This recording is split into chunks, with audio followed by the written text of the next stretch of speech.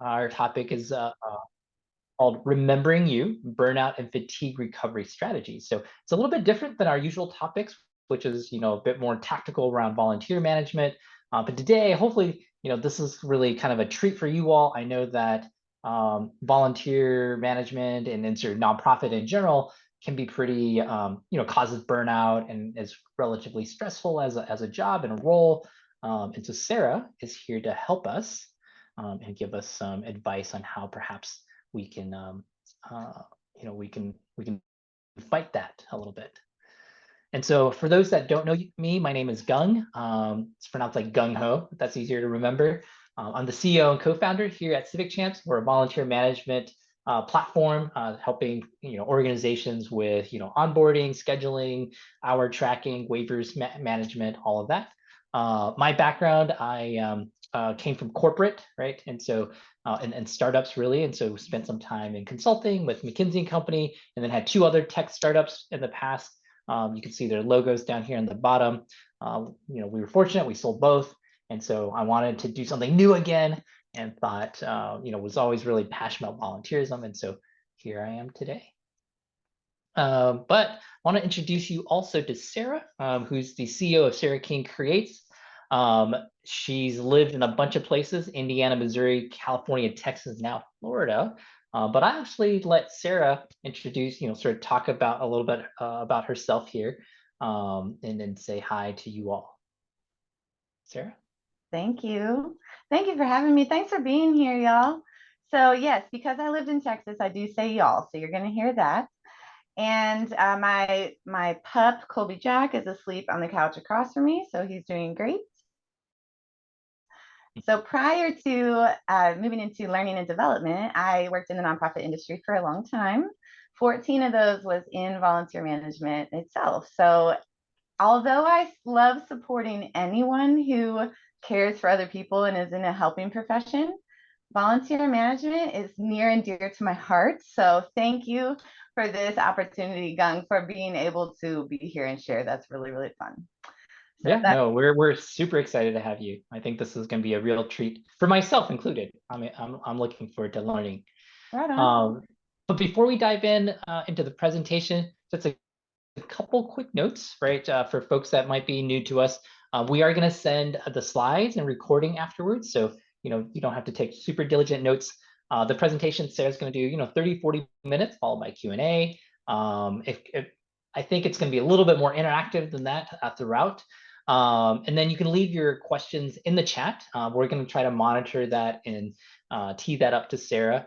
And then if you stay till the very end, we have some freebies for you all as well. So stay for that.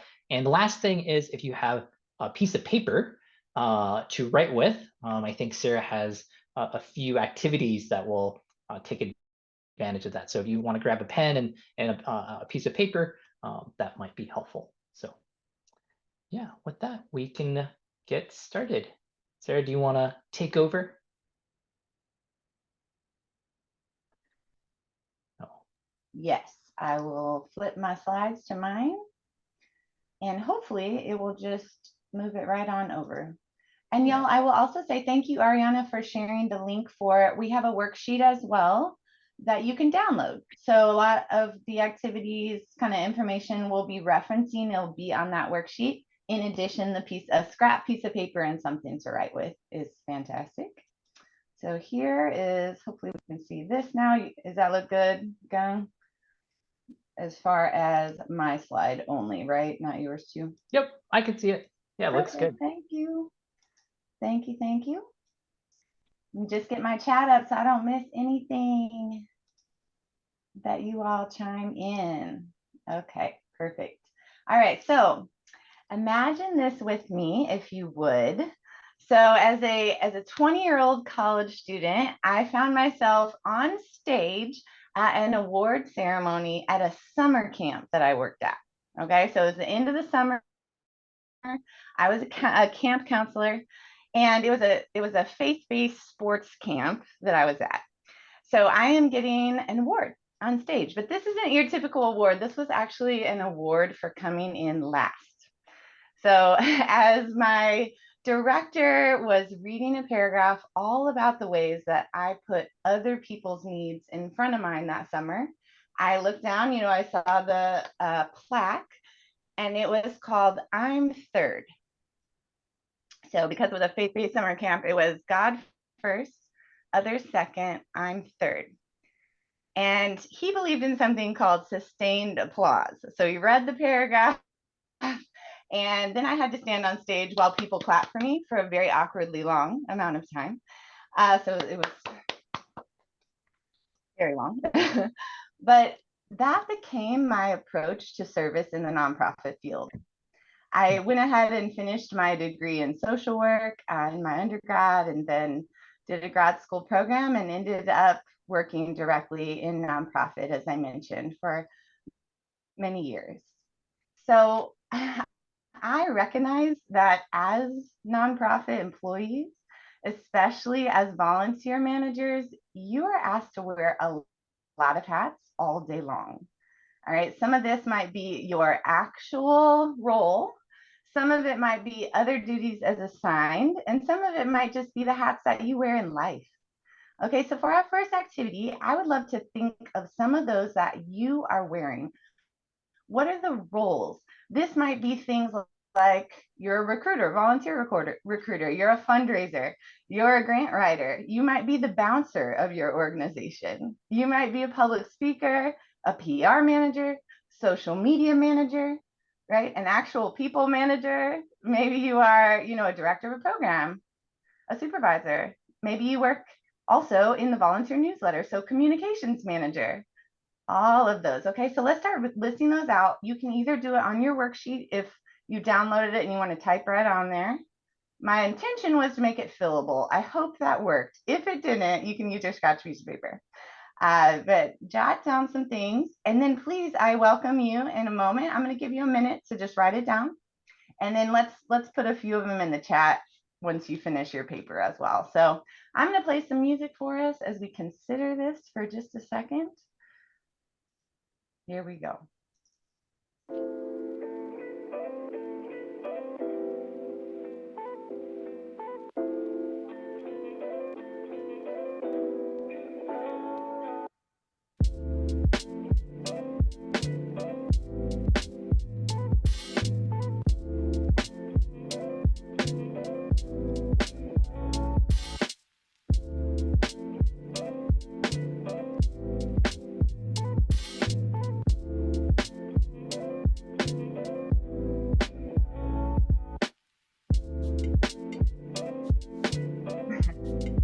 Thanks, Michelle.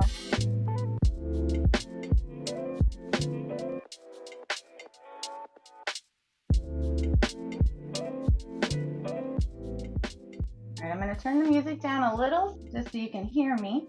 So feel free, if you've jotted some down on your paper, to put some in the chat. Thank you, Dina. I see yours. Bottle washer, you're the only employee. Chief, cook, nice. Do it all, Michelle, yes. Oh, man. Yes, relied on by multiple departments for a variety of things. Volunteer managers sit at such an interesting intersection of so many departments. So I'm sure you're not alone in that. I'm sure a lot of us in the chat can relate for sure. Thank you. Yes. Only one I'm hearing again. Yes.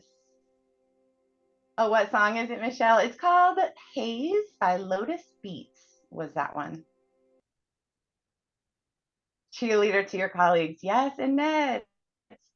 Good job. And yes, and feel free to thumbs up and hearts other people. Give it a +1 if you can relate to some of this. And thank you, Brooke, for bringing in roles outside of work as well. I definitely want you all to consider that too. Are you a mom? Are you caregiving maybe for someone in your family, someone older than you or younger than you, whatever your role is? Yeah, listening to everyone's complaints, Jackie. Oh, I know that's right. Mother confessor. Good. Yeah, these are great. Thank you for sharing. I'm reading through. Thank you, Yasmin. A mediator. Yep. We've got a trainer as well. Mediator as well for Jessica, mentor, event planner. Yeah, y'all are probably planning volunteer appreciation events, maybe recruitment events, maybe events for your actual program, you know, depending on your role within the organization. Some of you might be an ATM for your family as well, or you might be the chief operating person of your household. A bestie, yes, thank you. Trainer, yeah. So y'all, this is perfect examples. Thank you so much. Feel free to continue. Kate, is it Caitlin? Yes, I called myself that too. Volunteer HR, yes. So keep chiming in. Yep, college counselor. Thank you, Annette. It's good to hear that. Thank you. Keep chiming in if you want to. So I also recognize that in addition to all of these hats that you're asked to wear on a daily basis, you're also asked to consistently show up, maybe to give care to your colleagues, to your clients, often your family and friends. A lot of you have mentioned that. In the midst of facing possible overwhelm, possible compassion fatigue, which is one of the things we're going to talk about today, possible burnout, limited resources. We also had a global pandemic, if you hadn't noticed, you know, a tumultuous political landscape, so many forms of social injustice all over the world. And possibly on a more personal level, you might be feeling a lack of self-support. Not to forget that a lot of you, it sounds like, are the only one that does your job at your organization. So it might be a little bit isolating. No one really understands, except for this chat. We understand, so bring it on. So as a healing arts practitioner, a holistic swim instructor, and a former multi-hat wearing nonprofit volunteer manager, I'm passionate about equipping those of you who serve others with support and resources and tools to remember the person underneath all of those hats, to check in with that person and not skip over them. They're important too.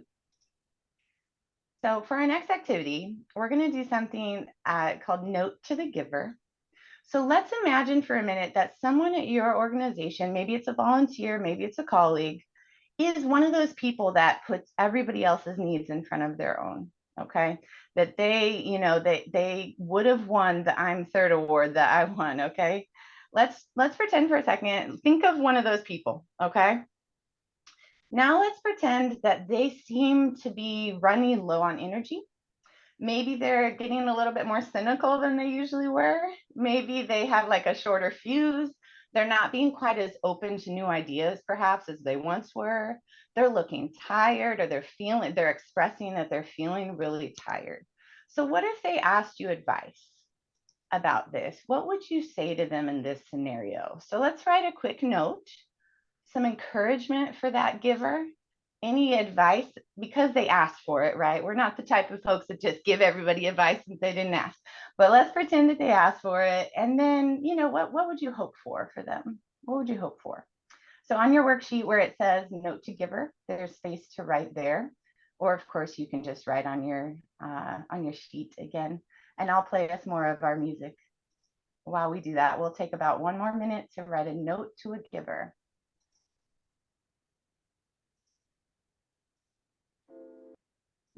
There we go.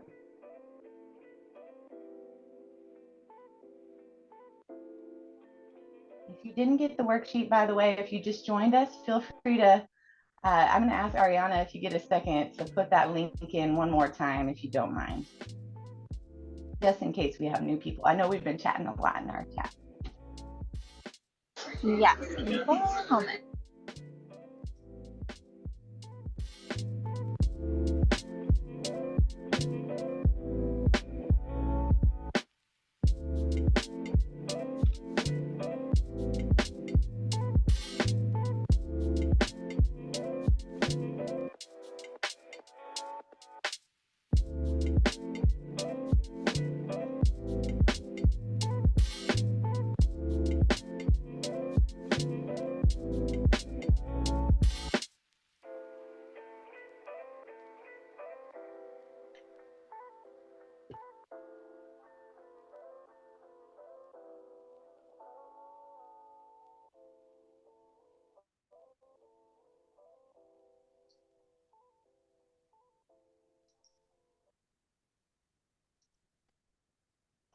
we are going to come back to the note in a few minutes. Feel free to finish it up, and we'll come back to that in just a bit. As you're finishing up your note, I'll share the second part of the story. So about 10 years later, after I got that I'm Third award, I found myself, it was a Wednesday evening, I was at the youth group meeting where I volunteered. Because of course, in addition to working in a nonprofit that was a youth service agency, I also volunteered at the youth group. I'm sure this might sound familiar to some of you. So I had, we had listened to like the talk, and then we were in small groups, and there was a small group of teenage girls that I was sitting with. So, you know, we're going through some discussion questions, and one of the girls asked if she could share something. And I had this thought jump into my head of like, oh, I hope it's not something deep or like heavy. And I was like, okay, I didn't say that out loud. Let me get my, let me get it together. What was that? So I managed to finish out that discussion and kind of get back into care mode. But I realized at that moment, I was like, man, I have a responsibility to show up and to care for these girls and for caring about what they're saying to me. And I was not here for it. I was not here for it that night. I was exhausted. It was an aha moment, I guess, for me. So I went up to the youth minister afterward, and I sheepishly was like, okay, so I feel like I might need a little break. And he was so gracious. He was understanding. And he likely suspected this already, actually, because what he knew was that one of the girls that I had been volunteering at this youth group for about 4 years at this time, 5 years. And one of the girls that I had gotten very close to that entire time had unfortunately gotten cancer and had just passed away about 2 months ago before that night. So he was like, yeah, you probably do need a break. And what he didn't know was, unfortunately, that was the 5th person I lost close to me in the years surrounding that. So in about 3 years, I had lost 4 family members that were close to me, as well as her. So using the reaction button on your screen, could y'all do me a favor and put a thumbs up if you've ever heard of that expression, don't pour from an empty cup? Have you heard of that? Let me get my participant window up. So some thumbs are coming up. Okay. Yeah. So a lot of us have heard this, but let me tell you, at that point, this is what my cup looked like. Not only was my cup broken, I felt, but my heart was broken too, and I realized that if I wanted to keep serving others in my career, I had to figure out another approach. Because I could ask for a break from volunteering, but I was actually working in nonprofit with kids and families and all of this. And so if I wanted to stay in this field, thank you, Dina. Yeah, if I wanted to stay in the field, I had to figure out another approach, a new way to be and to serve. Because the approach of putting myself all the way last, ignoring my own needs and burning out, it just wasn't working anymore because I was only about 10 years in. I wanted to keep going. So at that point, my mission started of like, how can I do this in a way that I can do it sustainably? It took me a while, to reconnect with and find the person that was underneath all those hats that I was wearing. As you know, when our purpose and our calling is showing up and serving others or serving causes, that can be easy to forget yourself.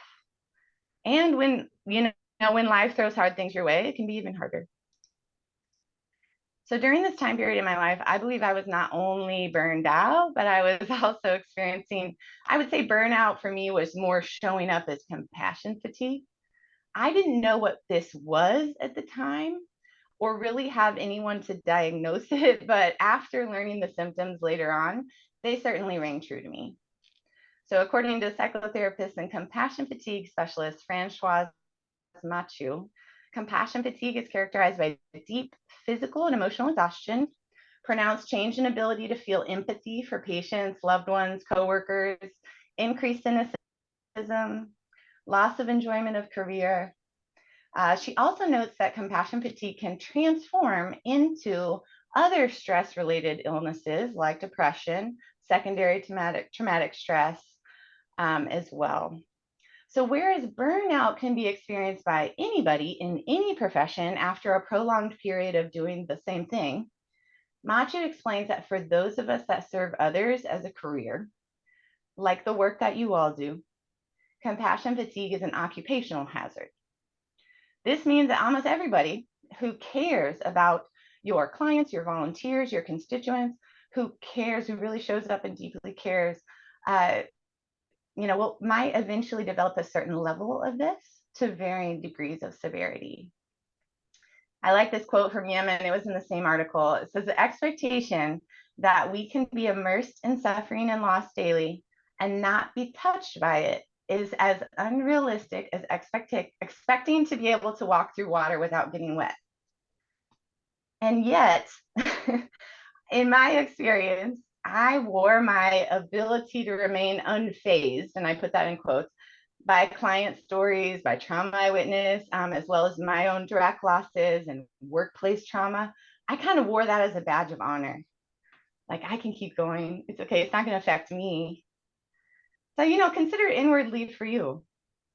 Have you ever thought that, like, as someone who is devoted to such a meaningful mission, that maybe you're not allowed to be burned out? But do you feel that way sometimes? Have you ever judged yourself for not being able to show up in the way? Exactly. Have you ever judged yourself for not being able to show up in the way that you wanted, to really be your all there, like that you were maybe before? Have you thought if I don't linger on them, then the stories that I hear, the situations I experience, they won't affect me? But have they? Maybe a little. Especially, they won't affect me enough to have compassion fatigue. And perhaps you just kept going, even if you are exhausted. I suppose, though, that what we call exhaustion might actually be a combination of burnout, compassion fatigue, any of those other kind of secondary traumatic stress. So I'm curious if anything of what I've shared so far resonates with any of you. If it does, would you put an R in the chat? An R for resonates for you. And I would open this up to, have you seen it in others in your field? Maybe in some of your volunteers? Okay. Yeah, I see a lot of those R's coming through. Annette said, yeah, yeah. Well, you're not alone. Look at all of us. Yeah. Yeah. I hear you, Michelle. So for the sake of the recording later, there's a lot of R's coming through the chat. Okay. So I would invite, let's have two people at a level that you're comfortable with. Can you come off mute? I think I can ask you to come off mute. Would you raise your hand if you're willing to share just at a level that's comfortable with? What have you seen maybe in your field or in your world? I hear somebody. Come on up. Oh, that would be me. Thanks, Michelle. At my previous job, the person who I was reporting to would have no filter of expressions of anger and frustration. And even though that we're friends, coming from her being my boss, it was just a level of, I think she had enough and she couldn't hold her cool anymore. Yeah. And so that's why I was saying irritability level at 1,000%, because any phone call or email that she would get, she would be very reactive. And so I embodied that as an example of what I do not want to be, especially if I have other people reporting to me that, the level of frustration of whatever given task it is, you shouldn't show it, especially to your peers that report to you, because you are looked at as the person of, this is comedy, like calm, not comedy, but like calming. Yeah. Calming. So anytime that people would come to me and show these expressions of deep, genuine anxiety or concern or frustration, I think it made them upset because I was so like so calm Mm, that they would be like, "Are you not bothered by this?" mm, But it's because I've seen what someone's anxiousness at a higher level yeah. can do, that if they can't trust you with this issue or problem, then it really feels like it's something that cannot be resolved. And you know how that feels to be sitting in those shoes, right? And Yeah, sharing she and I with shared your the same supervisor. office, right? Yeah, yeah, So it was just like, yeah. how or why would I trust issues of concern or frustration that are on my level? And then I talk about it with her, and that she couldn't stay at like a calm response. You know what I mean? So Mm. Thank that's you. my Thank experience. you. I appreciate you sharing that.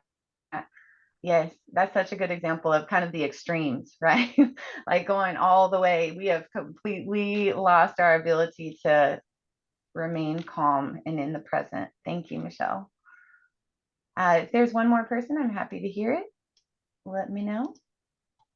Let me scroll through. Okay, I see another hand. Go ahead. Michelle, different Michelle. Michelle Butcher. And maybe I have to push unmute. I'm not sure. I'm sorry. Hello? Yep, I can hear you now. Hi. Hi. Thank Yeah, no, I didn't want to raise my hand because I didn't want to be like too many Michelles. you. Know what? Michelle's are welcome here. Yeah, it's not Highlander, I guess. So I just wanted to share kind of how it's resonating with me just because I feel like a lot of people, like you said, I'm the only person doing this work at my organization, like at all. And it's not necessarily treated with the kind of like respect, you know? So I I mean, know. like we don't really have a budget, we don't get a lot of attention. It's seen as not important, but like we I am essentially supplementing a staff shortage where we are. I mean, libraries in Texas right now, are you kidding? Oh Like, yeah. so we need all the help we can get, you know? Yeah. So it's just, so it's just kind of hard. And I find myself getting burnt out and frustrated a lot, and then I get annoyed with people. But, you know, I've been trying to find ways to keep myself more relaxed and all of that good stuff. But anyway, I just wanted to share that I You're really appreciate carrying this a lot. conversation. Yeah, it sounds like you're carrying a lot of responsibility by yourself, Yes. unfortunately. Yes. I mean, my boss is super supportive, but she also wears many hats. Like Sure. she is Right. the stats and business manager for our organization, the Houston Public Library. I should have said out loud, sorry. And I am the volunteer coordinator because stats are loosely related to me, so we work together. Sure. But she's Right. also like completely in charge of our hiring department for some reason. Every hire goes through her. So I also help with that. And then it's just everything.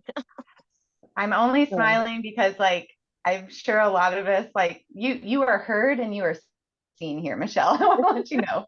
Because that Awesome. it's like 9-page long job description and then some other things too. Yeah. Well, anyway, thank you. Thank you, Michelle. And I'm a proud library card holder from Houston Public Libraries. Thank you very much. Woohoo! Shout out everyone on this call if you live in Texas. Yes. And I don't even live there anymore, but I'm still a member. So thanks. We can talk about that later. But I actually have a card for my new house too. So Dina, thank you. Oh, I don't recall that children's book, but feel free to share a little bit more about it. Because I bet it does relate. So really, thank you both Michelle's, for chiming in, and all of you who did in the chat as well. It sounds like I may not be the only person that has experienced a bit of this or witnessed it. So the question then becomes, okay, so if we're already feeling it, then how do we recover and renew our energy and our passion? If we haven't experienced this, awesome, that's great. How can we prevent, compassion fatigue from stealing our joy and our passion that brought us into this sort of work? So really, that is a large question. In this time, we necessarily won't be able to cover everything. However, one large answer I would say overall is to remember you, right? The person underneath the hats. And I do recognize that sometimes in this work, it can feel as though you have to set a piece of yourself aside to be able to function. You know, as the first Michelle was sharing, you know, when people on her team like are sharing, you know, major situations, Michelle might want to react. But at that moment, in order to promote calm, she's going to put that piece of her aside for the moment and just try to think through, you know, be calm strategy, problem solving, all of that. And I acknowledge that might be helpful, definitely at the time. Like for myself, if I would happen to be in we served, the organization I was last in, we served families with seriously ill children. So if I happen to be in the room, maybe witnessing when they're processing news from a doctor, that's not about me at that moment, right? It's not about me, it's about them. And I honor that. But the danger comes when we leave and we still don't acknowledge that part of us. When we just shove those feelings away forever or try to. I can attest that it doesn't actually work. So, you know, but you might be kind of considering what pieces of yourself have you pushed aside in honor of the mission, you know, in honor of getting something done. But guess what? Those pieces are still there. So how can we connect with them? How can we reconnect? How do we remember? So one of the definitions actually of remember, let me start at the top. First of all, you know, to recall, to think of again, okay. To retain in the memory, yeah. But let's focus in on the third line here. It says to return to an original shape or form after being deformed or altered in more of a medical state, right? Again, for my English, you know, scholars in the house, member, a part of your body, like to put it back together again. So during the day, there might be times when we kind of set that part aside. My invitation to you all is during this time, and then build those times in to reconnect, to put it back. So I'm going to share 4 different strategies of how this might look for you. And I'm going to share some that are all on the individual level and that are accessible freely. In addition, I would also always recommend engaging professional help at whatever level is accessible for you and the most comfortable for you. I was initially resistant to that myself during that time period that I talked to you all about. But I found out eventually that I really did need somebody to serve kind of like a lifeguard with me, who would look in the deep depths and go down and look at that grief with me and then make sure I don't get stuck there. So they would witness it with me and then bring me back up. That's kind of how I describe my counselor's role in my life. In addition, I also want to say that any conversation about burnout, compassion fatigue, especially at nonprofit organizations, is incomplete if we don't also look at the bigger picture and not just an individual level. So just for sake of today's conversation, we're going to mostly focus on individual, but I want to share with you a quick bit of research as well about approaching this more on an organizational level also, because I do want to acknowledge that both pieces need to be a part of this. Because have you ever had your leaders say to you, you should take care of yourself? And at the same time, literally, they're giving you more work and more responsibilities.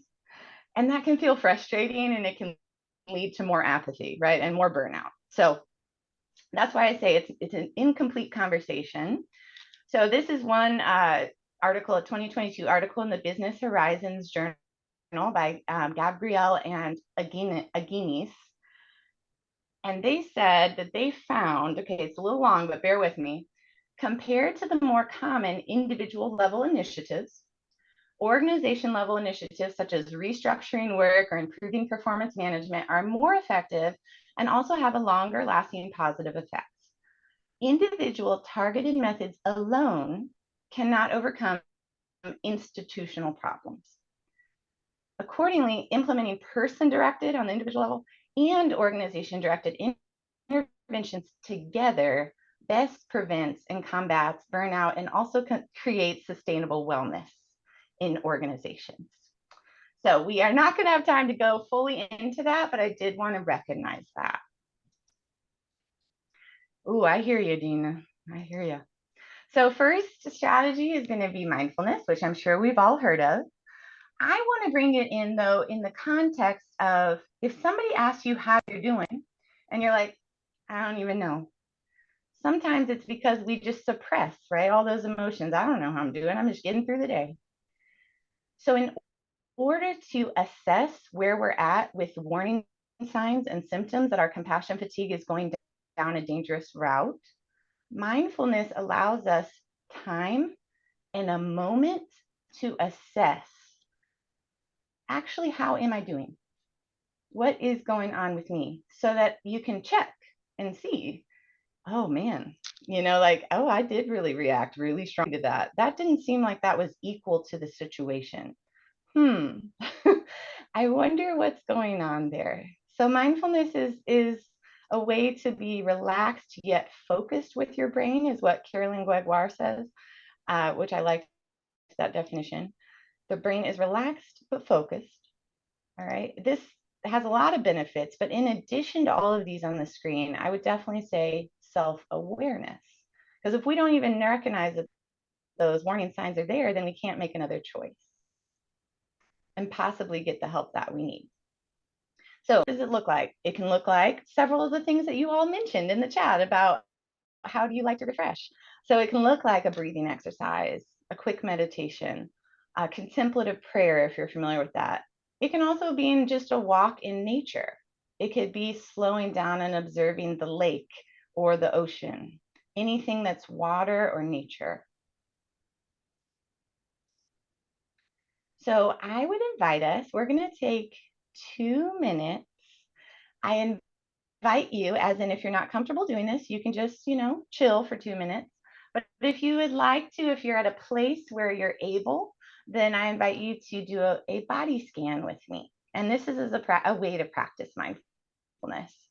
So what I'll do is I will guide you through observing your own body. And to do this, we're just going to sit if you're sitting, or you can do it standing if you want to, but just be comfortable with your feet on the ground. All right, and I'm going to play us some background music as we check in with ourselves. All right, so to get started, have your feet on the ground, back nice and tall if you can. And let's take 2 deep breaths. Breathe in for a 4 count and exhale for a 4 count. 3, 2. Breathe in for 4 and breathe out for 4. Now you can choose if you want to have your eyes open or closed. If you have your eyes open, I encourage you to look at something in the room that is not moving.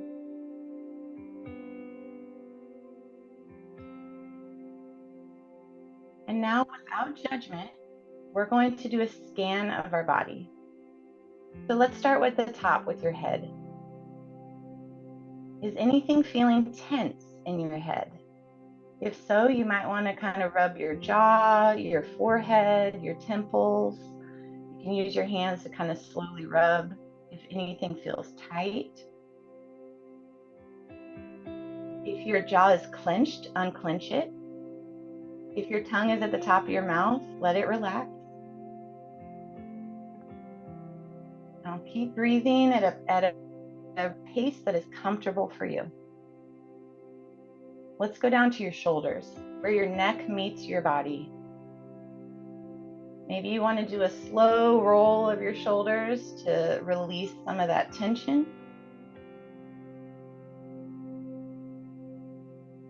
Feel free to rub a little bit if you want to with your hands.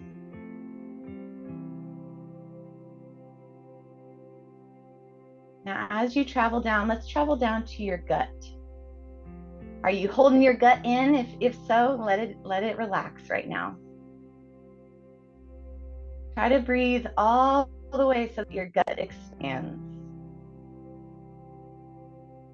And exhale it out. Now, as we travel down to your legs, you might want to do a slow kind of movement of your legs just to roll, maybe roll your ankles a little bit if anything feels tight. Perhaps you want to massage your quadricep a little bit if it feels tight, just to check in.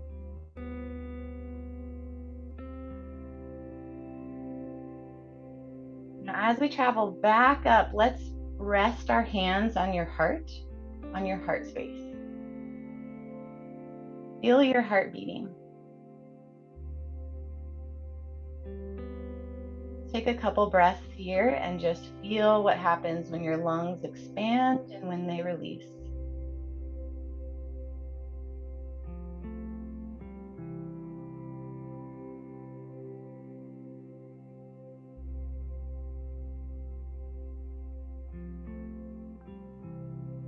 Good.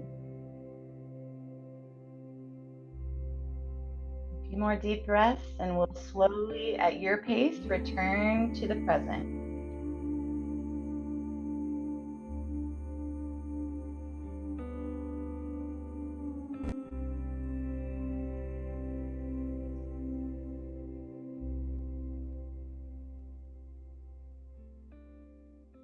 As you come back in, let me know, how was that for you?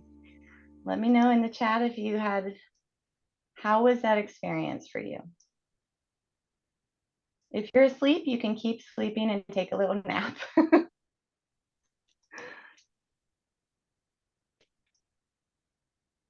So things like that, y'all, only take about 3 minutes.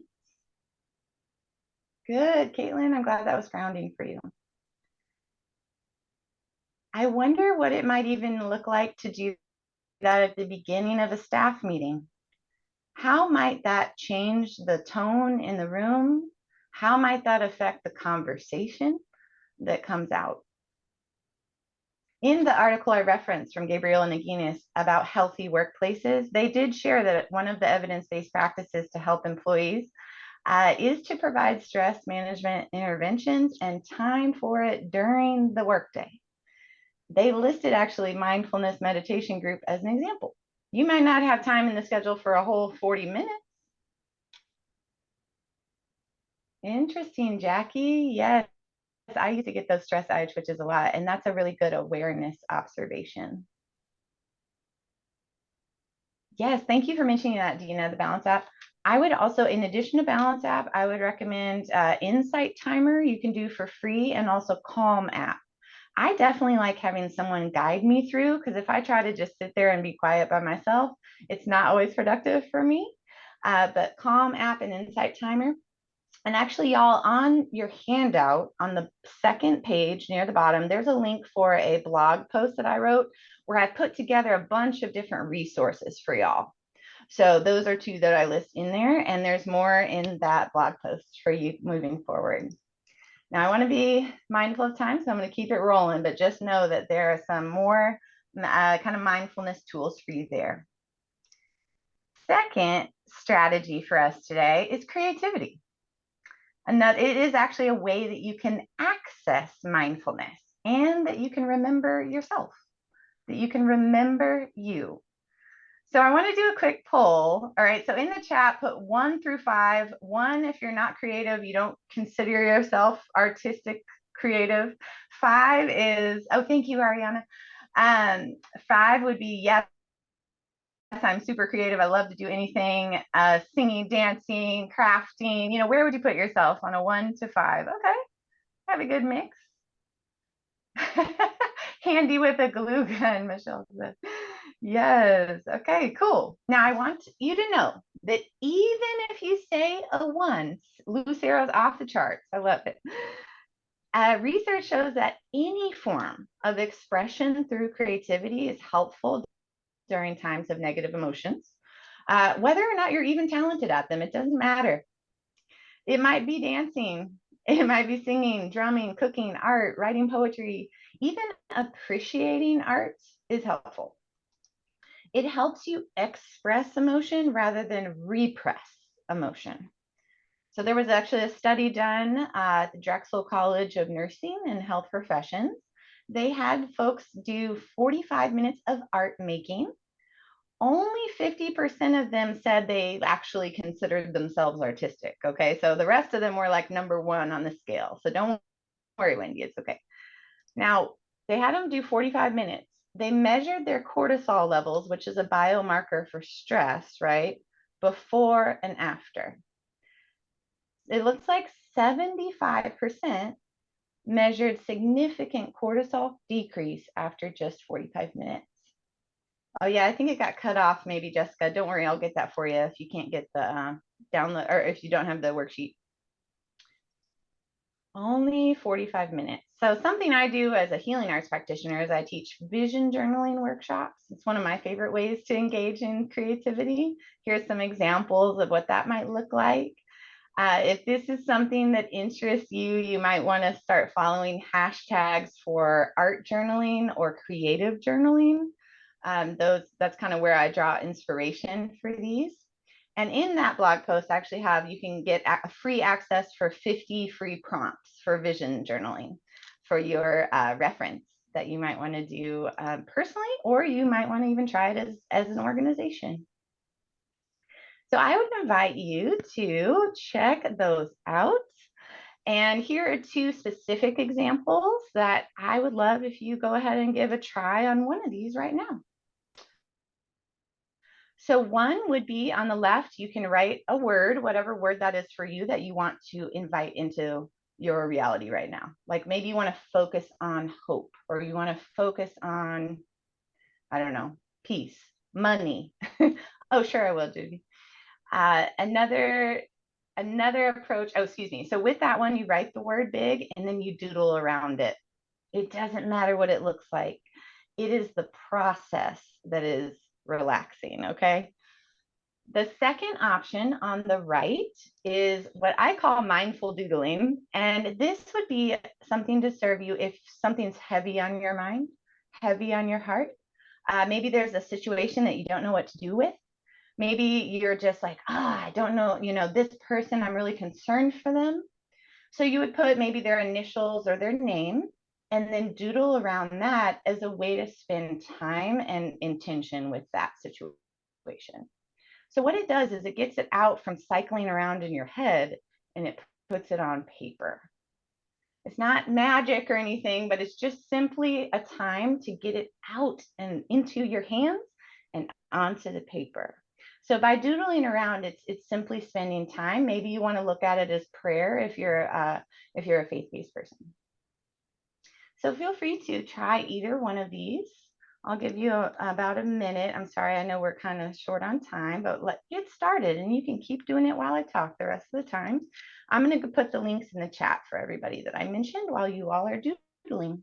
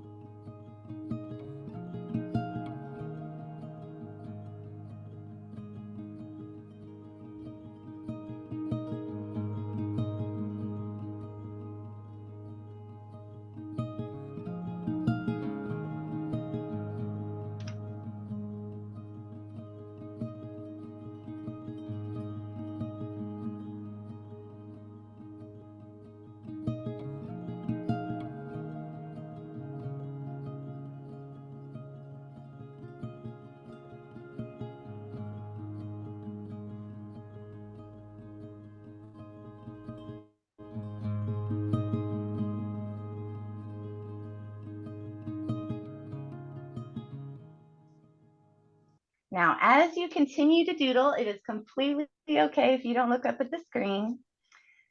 I will go ahead and ask this question to consider. How might we incorporate more creativity at work? So some of y'all, this might look like creativity and programming. And if you have any thoughts, feel free to chime those into the chat. It might look like thinking of new roles for volunteers or being open to your volunteers using creativity. You know, we don't always have to keep it the same just because it's the way we've been doing it. Can we be open to, you know what? I've noticed that this part is exhausting for a lot of people. How might we do this differently? So being open and create two creative ideas about maybe there's some other way. Or maybe this looks like actually being hands-on creative, like thinking of, you know, making some stuff for your volunteer appreciation events. Or maybe it is, one of my favorite memories was creating, we had an Olympics at our last organization that we created. We worked with maintenance to create the structures for the activities, to turn our living room into a gymnastics area. We made metal podiums. You know, it was one of my favorite memories. It was so fun. We involved the volunteers, the board members, stakeholders to run the games and participate. So yeah, I've been planning for you too, Dina. Nice. So it might be that we actually are being creative in our work. All right, next, movement. Some of you mentioned this when in our beginning icebreaker question as well. So I know you're on board. In that movement, playing tennis, maybe Gang, maybe, you know, those of you who are gardening, I would say would count for both creativity and movement, you know, just using our bodies, okay? Using your body. Abby Embry, who's a chaplain at the Hospice House of Williamsburg, I'm going to start reading in the second sentence, is the power of the mind can hold off feelings of grief, and I would add to that, you know, workplace trauma, in your body for a long time as you try to survive through the first days and weeks, right? After something traumatic. It's something to be thankful for in a way, but also to acknowledge that at some point you got to start to feel into your body again. And what Abby recommends and a lot of the other research is literally moving your body. This might be walking if you're able, it might be stretching, swimming, dancing, playing with your kids. After an intense or heavy conversation that's a meeting, maybe you need to take a lap through your organization's halls. I did that a lot. and I would actually show y'all something. I was a competitive swimmer, okay? So before I would do my sprinting events, you might have seen this in the Olympics, shake out my arms and legs, right? Shake them out. So that, even that, you can do at your desk. It might be just going through that. One of my old managers used to go to the in-kind donation pile and sort through them aggressively. Like she would just need to like clean and stuff. And that for her, that was a stress relieving activity. It was moving your body. All right. And our last tip today is set time to remove your hats. Set time to remove your hats. So one question to consider is are there people in your life? Are there settings for you? Activities in your life where you feel safe taking your hats off and being you?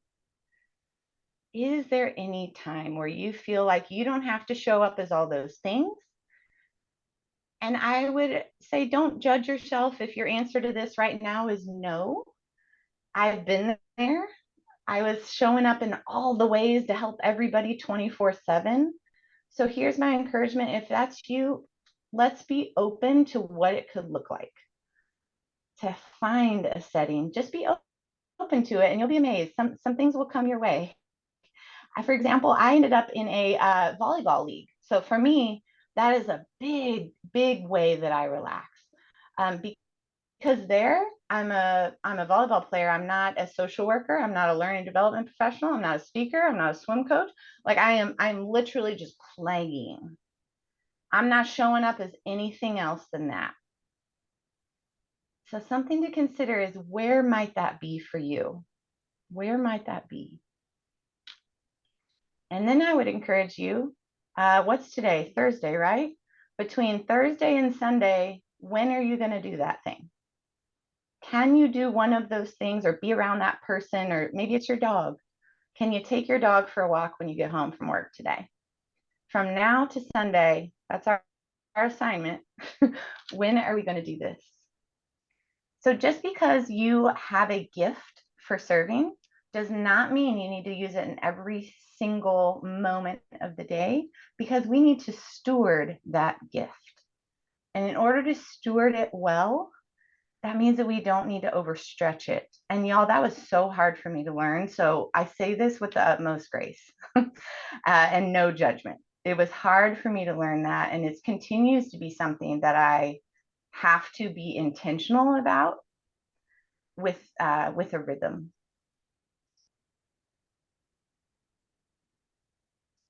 Now I have some questions to go, and this one I'll add to that. How might we set time to remove our hats at work? And then also a bonus is ask new questions. So this is going to be found on your second page of your handout. I knew we weren't going to have time for it today, but I wanted you to have those questions. So those questions are a starting point to consider for both yourself and maybe your team, maybe your volunteer program, your leaders of that, or maybe that's you, to ask some new questions to yourself in order to start the ball rolling for how might we incorporate some of this in our organization. So as we wrap up, I just have one more invitation for you all. Do you remember the note we wrote at the beginning? I want you to cross out whoever's name you wrote it to, and now that's going to be a note to yourself. That's going to be a note to yourself. Don't worry, Heather, we'll get you that link. Thank you. So please reread the note that you wrote to yourself and see if you can accept it. Okay, I'll give you a moment to do that.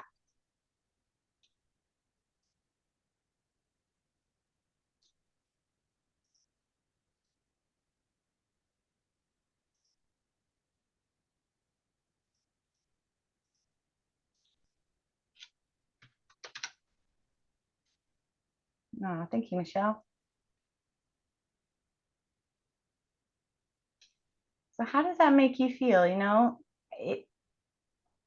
I want us to remember you, and you have the wisdom, y'all. You have wisdom inside of you. So it is time to listen to it. Yes. I want to thank you for your time today. I want to thank Gang and Ariana for hosting me. On the worksheet that I just put the link in, you'll find my contact information.